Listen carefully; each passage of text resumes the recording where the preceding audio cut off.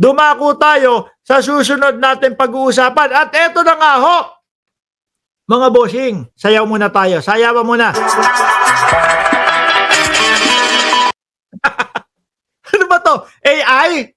Nakita ko lang to eh. O, sayawan muna. Masasaya ho kasi yung mga senador. O, dahil ho, nanalo yung house arrest. O, sayaw.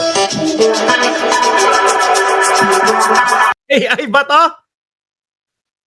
Parang AI, no? Sa ICI, na kung ipatawag si Romualdez at ko, sabi ni Grace Rosario. Sayaw! Oh! AI lang naman ito, sabi, Blue Diamond, pinasayaw lang ng AI yan, kaya hindi malalaglagan ng peluka. Oh!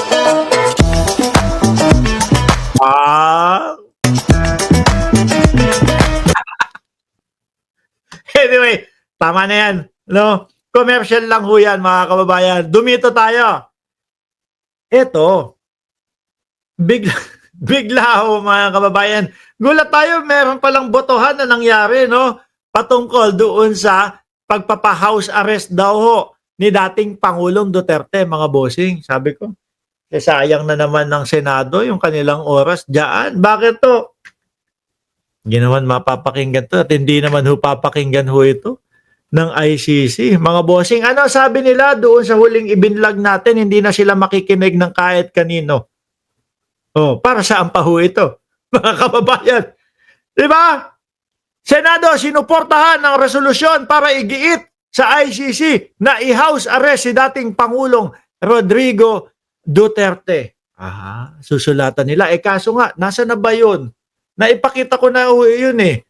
No? Na-i-vlog na ho natin yun, mga kababayan, na sabi ng ICC, hindi na sila makikinig sa kahit anuman o kahit sino man. No? Kasi nga, ang daming sumasaw-saw na, mga bossing. O para saan pa ito? O yung mga pabor daw ho, doon sa pauwiin ang dating Pangulong Duterte, eto daw ho, mga kababayan. At yung mga mangilan-ngilan na mga senador dyan, meron tayong dahilan o meron tayong ipapakitang video nung pagpapaliwanag nila kung bakit yun ang boto nila. Sa in favor ho, mga bossing, nandiyan po si Senator J.B. Ejercito, Juan Miguel Zubiri, at si ang inyong lingkod, paborito, ngayon ko lang nakitang umiti to. Medyo kulang pa yung ngiti. Marcoleta. Oh. Si Amy Marcos, nasa in favor din daw. Oh.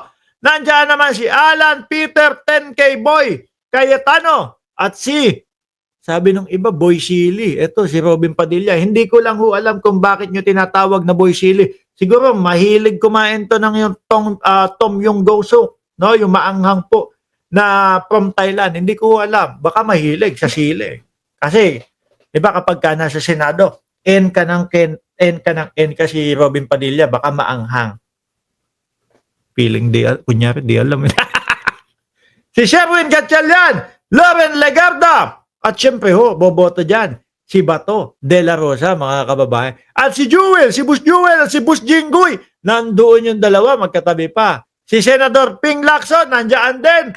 At yung kay Ping Lacson, pagkakaintindi ko ho, mga bossing, parang naawa lang sa dating Pangulo. Si Bungo at si Mark Villar na tahimik lang. At eto po, naku, nawala. Mamaya na yan si ano. At ang huli po ay si Erwin Tulfo. Ang against naman ho, yan, same, dati pa, ganyan naman din silang bumoto. Kiko Pangilinan, Risa Ontiveros, at Bam Aquino. At mga nag-abstain, Rapi Tulfo, at Tito Soto. Ang absent, naku, absent si Lito Lapid. Sabi ko, titingnan ko nga yung boto ni Lito Lapid. Anak ng tinapa, na-tsempo pa na absent si Lito Lapid. Oh, sabi ko, makakapagsalita na naman si Lito Lapid. Yung pala, absent po, mga bossing. Kasi yung mga boto ho nila, mga kababayan, ay may kasama no, na pagpapaliwanag ho. Kaso, ayun, absent. Sabi ni Tito Ebanghelyo, huwag ka muna magsalita ng hindi tapos at wala kang pakialam sa ginawa ng mga senador. Halata naman, mga ginagawa mo. Oy, wag na lang po ako magsalita. Ako po ba? Sino ba yung sinasabi nyo? Pag hindi ako nagsalita dito, wala na tayong vlog. Wala ka nang papanoorin dyan sa bahay mo. Ano gagawin ko dito? Ganyan lang. Diddidigan ang hirap pala ng vlog na yon. Yung gusto ni Tito Ebanghelyo. No, hindi. Huwag magsalita, hindi magsasalita. Paano yan? Paano ko? Pati pagbasa ng mga comment nyo, ang hirap naman.